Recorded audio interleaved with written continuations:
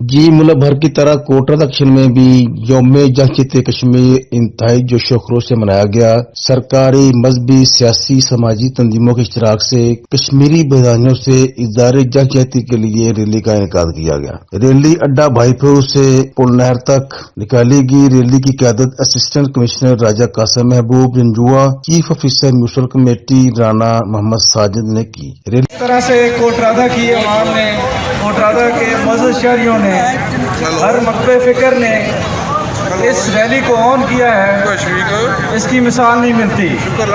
یا تمام سیاسی جماعتوں کے قائدین، تمام سول انتظامیہ، تمام صحافی برادری، تمام سول سوسائٹی، انجمن تاجران میں بہتے ہوئے خون کا شور سنے۔ سامعین کرام، آج ملک بھر میں بلکہ پوری دنیا میں کشمیری بھائیوں کے ساتھ اظہار یکجہتی کا دن انتہائی جوش و خروش سے منایا جا رہا ہے۔ اپنی ظالمانہ سفاکانہ کوششوں سے دبانے کی کوشش کی ہے۔ آج ہم اس تبار کی قوتوں کو ریلی میں deputy district officer madam Shabana Ajmal, D D H O doctor Irshad Bhangu, tehsil council officer Malik Ehtesham, Jamaat Islami کے رہنماؤں حاجی محمد یونس، چودھری ایوب خاور، مصطفی تحریک ضلع قصور کے صدر ڈاکٹر امتیاز سجاد، کوٹرا کشن ویلفیئر سوسائٹی کے بانی حافظ اشتیاق احمد، صدر پریس کلب شوکت الرحمان، ادارہ انسانی حقوق تحصیل کے صدر سردار ساجد فضل، تحریک انصاف کے رہنما تنویر حیات جوئیہ، مسلم لیگ تحصیل کے رہنما رؤف نواب چودھری، مرکزی تاجر اتحاد کے میاں محمد اعظم راجو کے علاوہ سینکڑوں احباب نے شرکت کی۔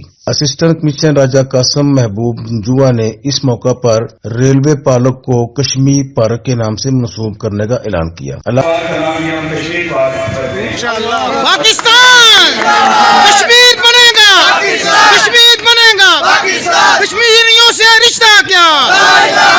علاوہ ازیں انجمن تاجران کلاتھ مرچنٹ یوتھ ونگ کی طرف سے فری میڈیکل کیمپ کا انعقاد کیا گیا۔ خاکسار تحریک کی طرف سے پل نہر پر شہدائے کشمیر کو 21 گولوں کی سلامی دی گئی۔ دار ارقم سکول اور نوبل گرامر سکول کے بچوں نے کشمیر ایشو پر ٹیبلو پیش کر کے شرکاء ریلی سے داد سمیٹی۔